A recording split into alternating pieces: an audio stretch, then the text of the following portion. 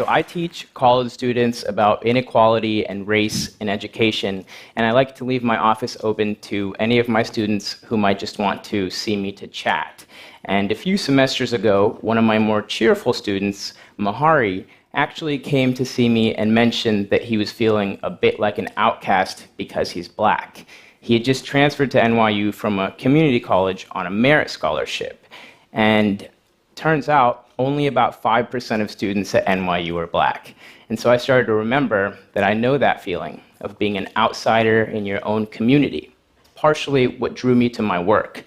At my university, I'm one of the few faculty members of color, and growing up, I experienced my family's social mobility, moving out of apartments into a nice house, but in an overwhelmingly white neighborhood. I was 12, and kids would say they were surprised that I didn't smell like curry. That's because school is in the morning, and I had Eggo waffles for breakfast. Curry is for dinner. So when Mahari was leaving, I asked him how he was coping with feeling isolated. And he said that despite feeling lonely, he just threw himself at his work, that he built strategies around his grit and his desire to be successful. A mentor of mine is actually Dr. Angela Duckworth, the psychologist at UPenn, who has defined this stick-to-itiveness of grit as being the perseverance and passion for long-term goals. Angela's book has become a bestseller, and schools across the country, particularly charter schools, have become interested in citing grit as a core value. But sometimes grit isn't enough, or especially in education.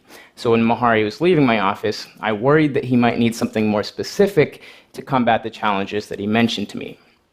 As a sociologist, I also study achievement, but from a slightly different perspective. I research students who have overcome immense obstacles related to their background. Students from low-income, often single-parent households, students who have been homeless, incarcerated, or perhaps undocumented, or some who have struggled with substance abuse or lived through violent or sexual trauma. So let me tell you about two of the grittiest people I've met. Tyreek was raised by a single mother, and then after high school, he fell in with the wrong crowd. He got arrested for armed robbery. But in prison, he started to work hard. He took college credit courses. So when he got out, he was able to get a master's, and today he's a manager at a nonprofit. Vanessa had to move around a lot as a kid, from the Lower East Side to Staten Island to the Bronx. She was raised primarily by her extended family because her own mother had a heroin addiction. Yet at 15, Vanessa had to drop out of school, and she had a son of her own. But eventually, she was able to go to community college, get her associates, then go to an elite college to finish her bachelor's.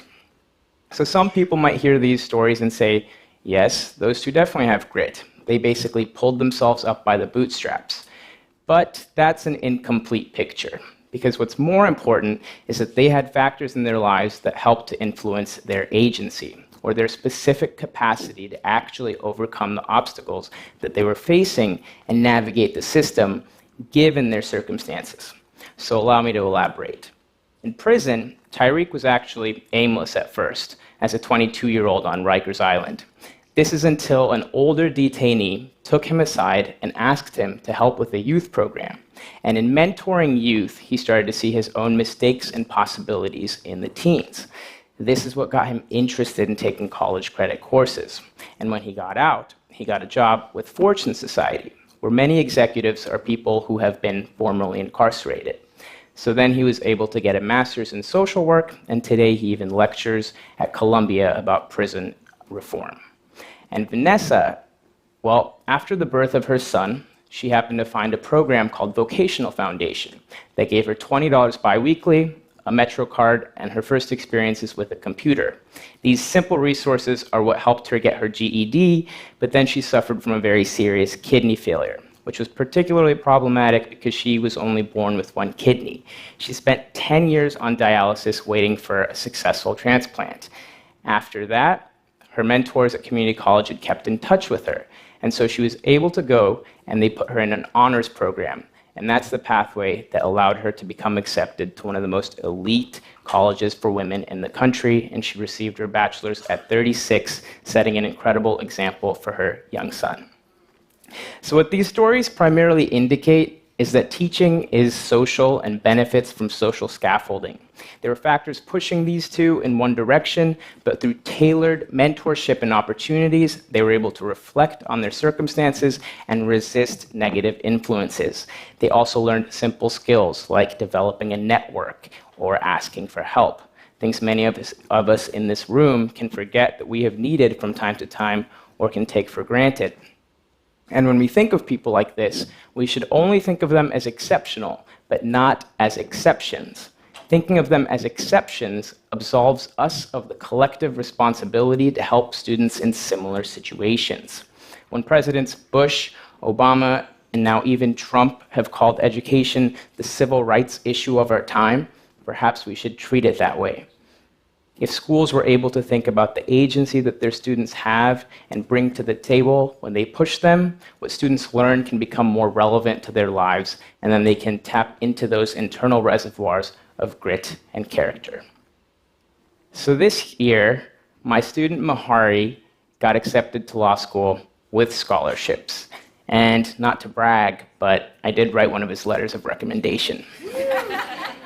And even though I know hard work is what got him this achievement, I've seen him find his voice along the way, which, as someone who's grown up a little bit shy and awkward, I know it takes time and support. So even though he will rely a lot on his grit to get him through that first year law school grind, I'll be there as a mentor for him, check in with him from time to time, maybe take him out to get some curry, so that he can keep growing his agency to succeed even more. Thank you.